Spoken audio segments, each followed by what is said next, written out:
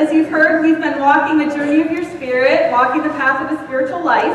And I just want to make a comment about that. So we set up these sacred circles to support us through the year back in January. We've got practitioners who are leading them, and we did a 4-week to start, and then have been coming back once a month. But they're not closed. We've got a sign-up sheet out in the social hall, and if you are, wanting once a month an evening or a morning, hanging out with a group of people, talking about what we're talking about in a month, doing a little bit of exercises and a little bit of a deeper dive, has really been supportive. Can I see a show of hands of who's in the Sacred Circle? Yeah, see, there's a lot of people in the Sacred Circle. Now, okay, put them down. All right, now, how many people think that everybody should be in the Sacred Circle? Right? Because we get so much out of it. There are amazing opportunities to deepen our connections and get support, and to put these principles into action in real and relevant ways. That's my catchphrase in my mind this year as we're walking through this stuff. Because I could stand up here and talk about power. We're doing power this month. So I could stand up and talk about power from a theoretical perspective. I could talk about what the pre-Socratics thought about it, and I could talk about what the Bhagavad Gita says about it, and we could talk about power in the Bible, which I will, and we'll do all of that. But it won't mean anything to you in your life unless we can make it real and relevant. This spiritual stuff is great, but we could waste a lot of time talking around it, right? I want something that's going to serve us, that's going to support us, and feed and nurture us, and we can put into practice. And that's my goal for this whole year. So each month, the way that the weeks are laid out is that we talk about what it is, and each week we get a little bit more specific as to how we can use it, embrace it, embody it. And this month we're learning how to harness it. We are going to harness our power, our divine power. And so that's a little bit of a interesting topic, right? Because power is kind of one of those ideals or ideas that kind of has been co-opted, coerced, taken over, kidnapped, I don't know, something like that, and used for personal gain, right? So that's not, we're not talking about the power that overpowers something else, someone else, some circumstance. What we're talking about is the divine power. We're talking about God in action. That's what power is. Power is the movement of God. And it's alive within each of us. And we can harness it and allow it to flow through us and into our creative endeavors. It's a means to an end. It's not an end of itself. And so I'm talking about today, as you can see, I'm talking about what's kryptonite. And we'll get into that in a couple of minutes. But those things that drain our power versus what feeds our power, what nurtures us. And so I'm really excited about this. Again, it's interesting to take this concept, and especially in these times. So as I've been preparing for this sermon, I've been thinking about looking around the world and seeing who's in power now, and what that looks like, and what we can learn from it, right? And what I'm realizing is that that's a whole different animal, all right? So what we see out in the world, that people would say, if they point to someone and say, yeah, he's powerful, right? And someone say, oh, he's the most powerful man in the world, right? And that's not what we're talking about. We're not talking about that kind of power, but that's, when we say it, that's what you think of, right? Because there's an obsession with power in our culture.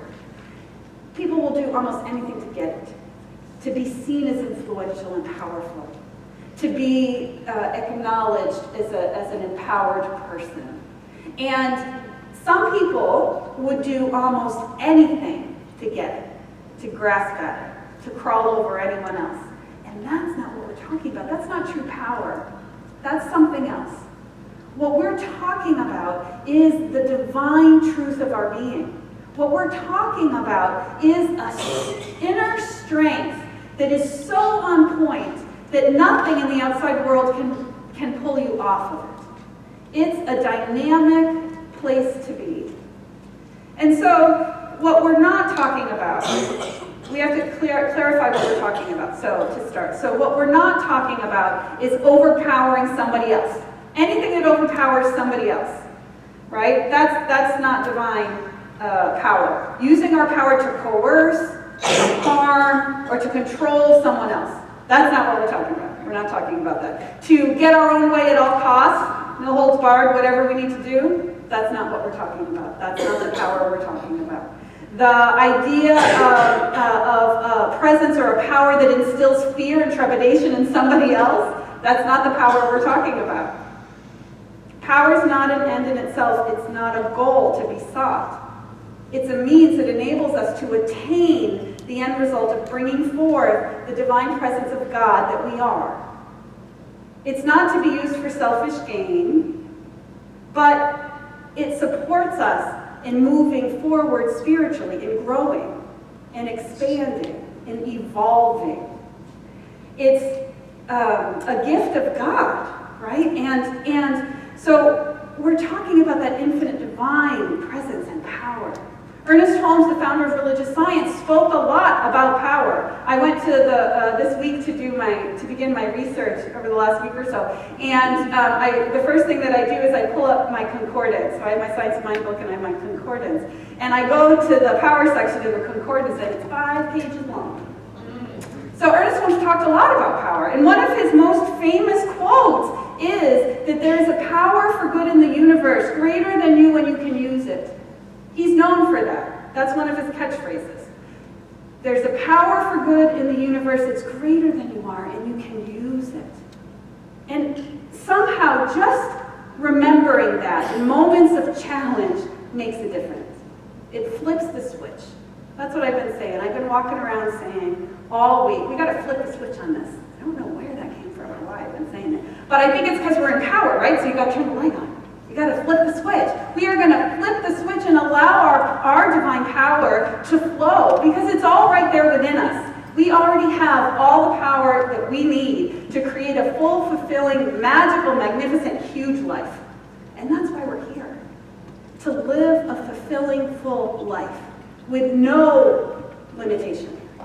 That there is no limitation on you, on what's possible.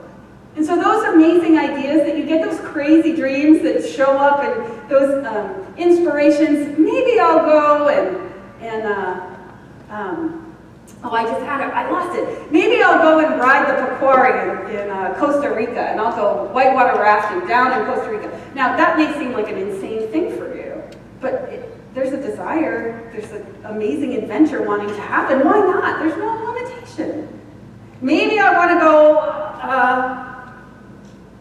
hike the Pacific Trail, you know what I mean? Or maybe I want to go backpack through Europe, but I'm 40. Okay, well, I'm older than 40, but I've got a girlfriend who's walking the path in Spain, the sacred pilgrimage in Spain. She's doing the whole big, huge thing. It's like a month of hiking every day. She's doing it. She's amazing, and I've been watching her on Facebook and just amazed at that, thinking, could I do that? Do I want to do that? No.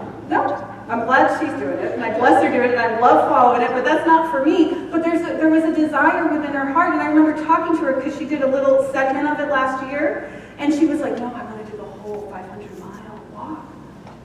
And I was like, awesome. I'll pray for you. And I'll watch it, you know?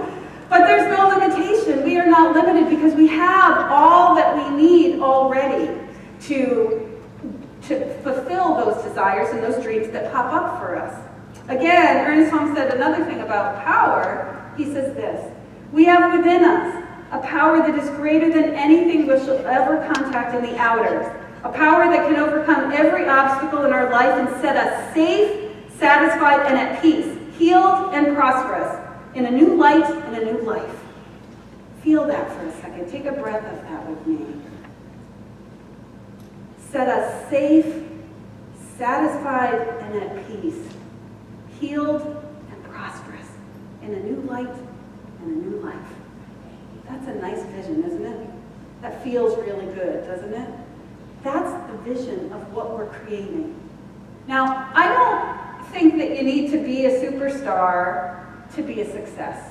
I don't think you need to, have your own TV show or make $1 million. That's not what we're talking about. Safe, satisfied, and at peace. Peace. Healed, whole, in a new light and a new life. That is success. And whatever that looks like, it's individual, and it's individual for you. But what is going to take you from where you are now to that? How are you going to get there from here? And again, I know I've said it before, but whenever I ask a question like that in my head, I hear that old Country Time lemonade commercial. You can't get there from here. Right? But you can. You can. We need to flip the switch in order to be able to allow for the path to open, for you to get out of your mess. See, I said mess, I didn't swear, and into whole, safe, set, and free. Right? So are you with me? That that's where we want to go? Right? Because that's where we're going. That's where we're headed. So this is what we're talking about. What it looks like when we're empowered. So what it looks like when we're empowered is that we make decisions for ourselves. We make decisions for ourselves. The reason why I'm using the book of the month, The Power of Decision, is that indecision is part of the reason why there's no pathway out of where you are now to where you want to go. We need to get clear and decisive about it. And you know what? That is where we're going to focus on the power of our word to create what it is that we want. Now first you've got to get clear about what it is that you want. But once we do that, it's easy to step into your presence and your power and use it directively with your word to create. That's what we're all about. Now, we also want to live proactively and not reactively, and not passively. Not letting the experiences of life to knock us off our center. Again, I pull up the image of the Weebles. Weebles wobble, but they don't fall down. You know, I'm a Gen Xer. I grew up in the 70s. That's what we played with, Weebles. I think of those games that the kids play now, and I'm like, I sat there and played with that Weeble for like hours. Poking it over, poking it over, poking it over. Maybe that's why I'm good at meditation, because I spend just pushing it over. Weeble. So if you don't know anybody not know what a Weeble is? Weebles are it's a little toy that's round on the bottom, and Weebles wobble, but they don't fall down. So you can never make it fall down, unless you pick it up and throw it, which you end up doing anyways. But so that's the idea of this, is that we're resilient, right? So someone who's in their power, this is my brain going, trying to explain what it looks like to be resilient. You may get knocked over, but it doesn't knock you off your center, right? We live proactively, not reactively. We stand in our truth and in our power, and also not passively. We don't let the world run us over like a steamroller. We don't let those experiences that show up, because I'll tell you, I can't stop life from happening to you. Life is going to happen. There are going to be things that are going to come up that you're not going to like. I've had them. I haven't liked them. But I know I'm not alone in dealing with them. There is a power and a presence that is greater than I am that I can use. And I know that for myself, and I know it for you. So maybe I can't stop life from happening to you, but what I know is that your power is there, so you can handle anything that comes up. You're stronger than you know. You've got more information than you know. And you've got more support than you realize. Because this divine life wants so badly for you to have a full, fulfilling experience that it's going to show up if we open to allow. So that's what living empowered looks like. Also, we allow the circumstances, those events of our life to guide us, to form us, to allow us to take the step that we need to take. You know, sometimes stuff happens, not sometimes. I'm making it easier to take. No. Every time something happens to you, it's for your good. Everything that happens to you is actually for your good. Now, it's not easy to say that, and I know it's not easy to hear that, because many people have experienced great trauma and great difficulty and great pain in your life. But what I know, at least at the most foundational level of that, is that from the experience that you've had, you've learned something about your own strength. You've learned that you can handle it, because you know what, you're sitting in this room with me right now. And so you're strong enough to have survived it, to experienced it, and to move through it. And so when those things come up, what we're called to do is to see what we have to learn out of it. So we let the experience of our lives guide us, expand us, evolve us, but we don't let them entrench us. We don't let it close us down to a place of protection so that we get entrenched in our limitation. That is not being empowered. Being empowered means stepping forth fully and freely into the experience and allowing what needs to show up to show up. That is what it looks like to live empowered. So I'm so excited about our book for the month, which is Raymond Charles Barker, The Power of Decision. It was a great reading, thank you, Steve. And this book is, and this is the first time I've actually gone through this book. It's funny, I felt like I made a boo-boo or a mistake. You can tell my kid, I have a kid who's 10 because I still say boo-boo. That this never came across my desk before, and I've heard of it, but I've just never read it, and I am in love with it. I'm in love with it. It's filled with little nuggets. I love the books that have little nuggets, right, that you could grab onto and hold onto. It's filled with these little nuggets that are great inspiration of stepping into our power. Now, I have technically, this is our official book for the month. So our readings will come from this, and this is what I'm working with as my foundation. But I have a second book that's our unofficial. I'm being my mischievous self, because I have a second book for the month that's going to kind of be sprinkled in through. And I have asked Diane to get a few copies of it, but it's not for the faint at heart. It's called "You Are a Badass." How to stop doubting your greatness and start living an awesome life. Let me tell you, if you don't mind the language, this is awesome. This book is awesome. And so this is guiding me this month too, so a little bit of fun. If you want 2 books, you can have 2 books. All right, so in thinking about where to start with this whole concept, I kept getting the hit on the kryptonite. We're gonna hit the kryptonite thing. So as everybody probably knows, but I'm going to explain just in case, kryptonite is part of the DC Comics world, and it's a fictional substance, obviously, and it's from Superman. So kryptonite's the ore form. See, this is how specific they are in those DC Comics. I don't know, are there comics fans in the room? They're very specific about this, and so that's why, see, just for you, I made sure I got the specific thing about this.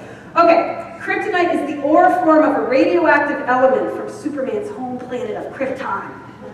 Okay, and it's the only thing that takes away his powers. I didn't realize, but for humans, it makes us really strong.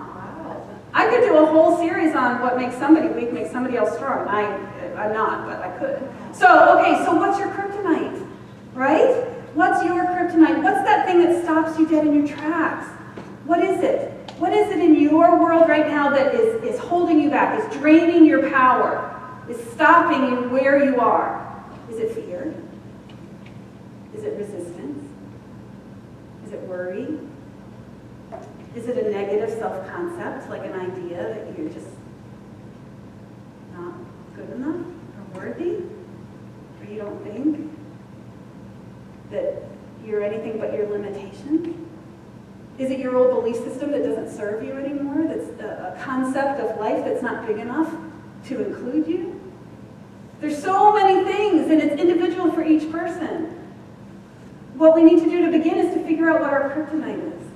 We need to figure out what our kryptonite is. What is it that's holding me back? What is it that's keeping me chained to this negativity, to this limitation? And figure out a way to get rid of that. So we're being called to surround ourselves with those things that inspire us and let go of the things that hold us down.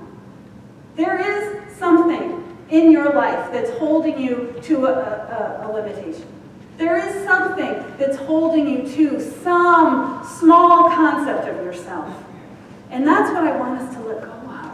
I want us to get rid of the kryptonite, to let it go, to move it out, and to embrace that presence, that experience that's going to empower you, to remind you of your presence, to remind you of your greatness, to remind you that you are greater than you think you are. I love that when I walked in this morning, one of our graduates handed me one of those beautiful painted rocks for my birthday. I am a person who walks around with rocks. Usually I got them in my pockets. I don't today. But, and it's not just to do my work, remember? Do you remember the old days when we walked around the house with cans of soup? Put weights on our legs to try and work out while we were doing the laundry? I don't carry rocks for that, but I carry rocks that remind me. It's like I stand on the rock of my faith, and I stand on it in my pocket. That it reminds me. What is it that's going to remind you to let go of the limitation? What is it that you're going to do to step into in this week that's going to remind you that you are greater than this? That you have power right where you are. It's important to find something that'll support you. Okay. And so, I couldn't not do it, okay? I tried to not do this. I'm going to say this in the beginning. I tried to not do this. But I have to go back to the Marianne Williamson quote that most everybody knows. Because this is truth. This is the truth about you. Our deepest fear is not that we're inadequate. Our deepest fear is that we are powerful beyond measure. It's our light, not our darkness, that most frightens us. We ask ourselves, who am I to be brilliant, gorgeous, talented, and fabulous? Actually, who are you not to be? You are a child of God. Your playing small does not serve the world. There is nothing enlightened about shrinking so that other people won't feel insecure around you. We are all meant to shine as children do. We were born to make manifest the glory of God that is within us. It's not just in some of us, it's in everyone. And as we let our own light shine, we unconsciously give other people permission to do the same. As we are liberated from our own fear, our presence automatically liberates others. And so it is. And so we harness our power by letting go of those things that weaken us. We harness our power by surrounding ourselves by those things that inspire us, by those things that ignite our passion for living. And we consciously speak positive, powerful words of truth. So let me tell you, all of that negative self-talk that you've got going on in your head that you don't want anybody to know has to stop now. It has to stop now. You have to let it go and train yourself to stop it. We need to be aware of how we hold ourselves. It all starts within our own minds. I fear that people's own minds are sometimes the most unsafe places for them. Right? Right? It's not a joke. It is funny, but it's true. It's important to start in the one place that we can control, and we can control our own minds. That's the place where we begin to create a safe sanctuary for ourselves. So I would love for you to covenant with yourself, to make a divine spiritual pact, a promise with yourself that you will not negate your thoughts, that you will not put yourself down, that you will not persecute yourself, that you will not judge yourself in your own head. There are no mistakes. There are no mistakes. You cannot make a mistake. There's a reason why things happen. There's a reason why we slip and say something stupid to somebody else. It's so we can go back and apologize and share our love, right? There's a reason why everything happens, and we need to be awake to that. So instead of condemning yourself and blaming yourself and being angry with yourself about something that goes on, a little bit of self-acceptance and forgiveness goes a long way. So we begin by creating a space for ourselves. Now, I was inspired this week. This is my story for the week.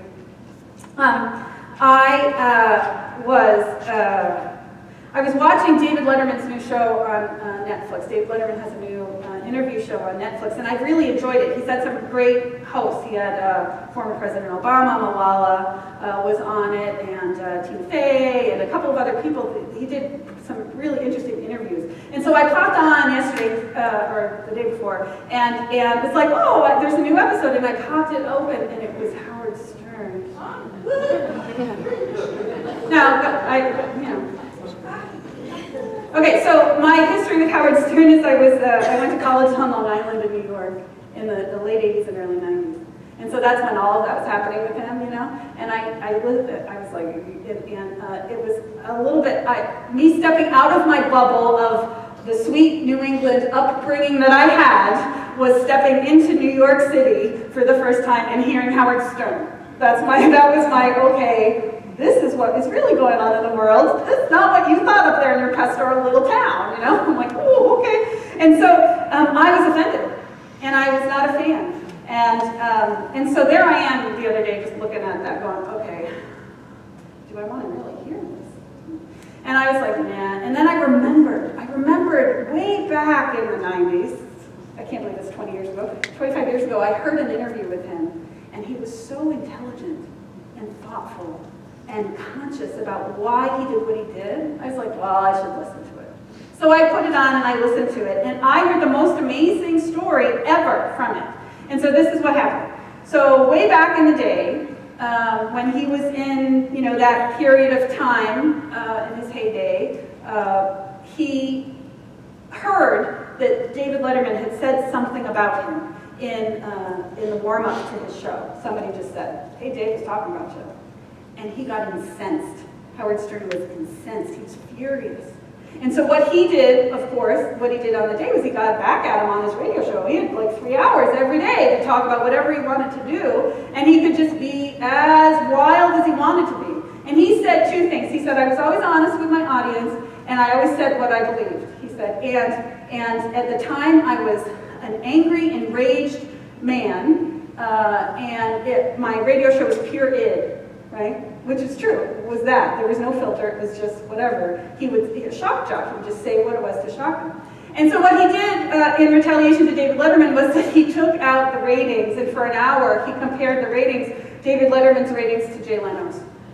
Right? For an hour. And so in this interview, David asks him about it. He says, so, we had something go on, you know? And I was, first of all, was really impressed that David had the guts. I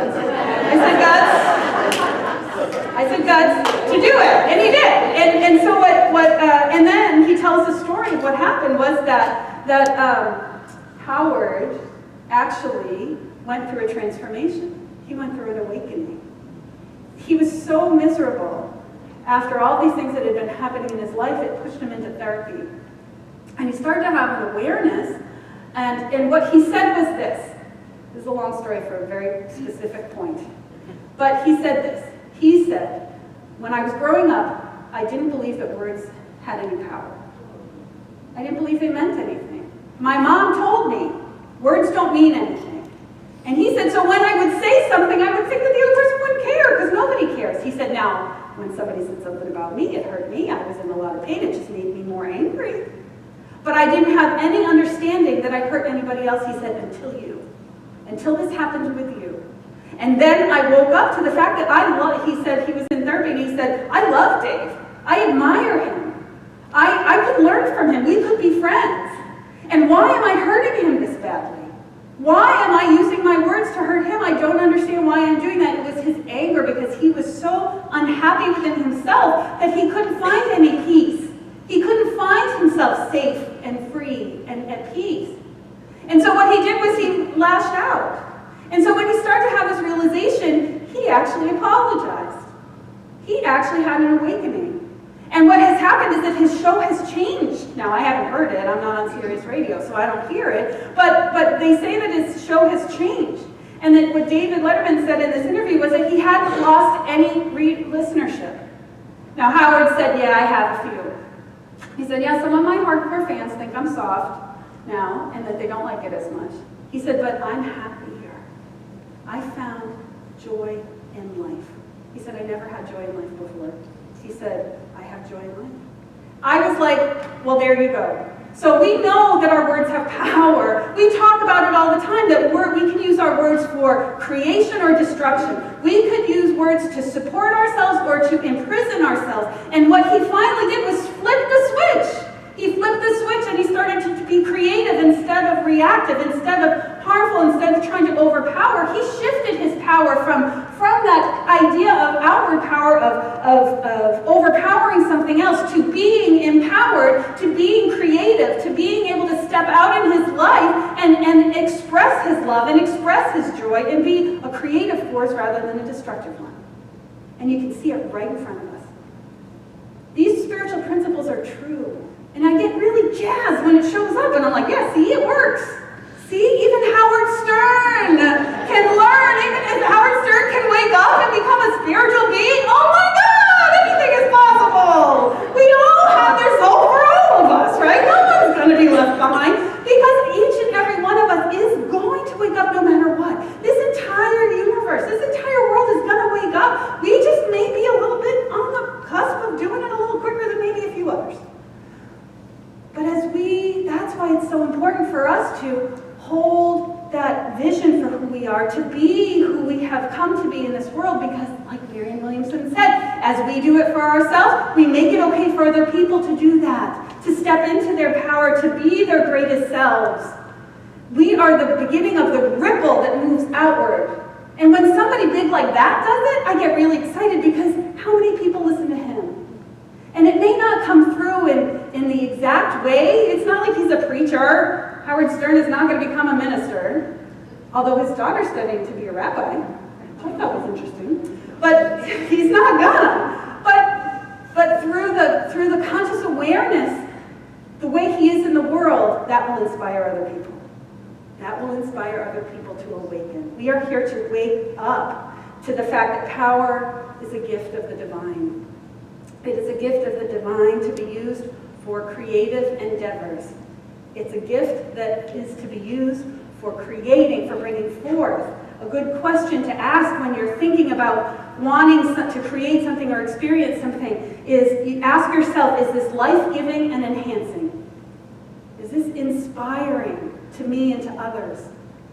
If it's life-giving, put everything you got into it, because it's an endeavor of the divine. Wrong use of the God-given power brings about disappointing and disastrous results. Okay? Think about the karmic idea here. Think about what we give, we get.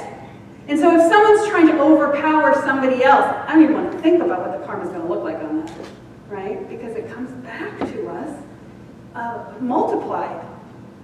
I keep forgetting to take a sip. Okay, so Eric Butterworth said, the power of God, the essential spirit, is within each of us. We can ignore that, or we can draw upon it and decide to grow. So this month, I'm going to invite you to join me, and let's grow. Let's grow again. I do this every beginning of the month. I invite you to come grow with me. But let's grow in our power this month. Because right now we need smart people with huge hearts to manifest resources and support, to give their gift to the world, to make a difference. We really need that. We need people to feel happy and fulfilled and loved, so they don't take out their junk on other people, on our planet, on themselves. We need people who are whole and fulfilled. We need people to be out of struggle and living large and on purpose, so that they can be that inspiration for others. You can be that. You get to be that person in your own life. Not boastful or making a big deal about it, but being happy, healed, and whole. Walking around in your life being happy, healed, and whole will be an inspiration to all those you meet. Mostly at the grocery store. Or actually, you know what? I went to Costco yesterday afternoon. Everybody at Costco needs someone who's happy, healthy, and whole, so that they can know that it's okay, that they're going to get out of there alive, that it's fine. It's not worth it to get the basil pesto treat, you know, it's okay. It's okay if the lady's all out of the chorizo, you know, that you don't get your little snack. It's okay, you don't have to get so mad at it. So many people I was blessing as I was walking through, I felt like I was walking through Costco going like this, and you're blessed, and you're blessed, and you're blessed. And mostly it was for myself. Mostly it was for myself. So this is the deal. We live in a world of limitless possibilities. And I'm going to say that till I'm blue in the face.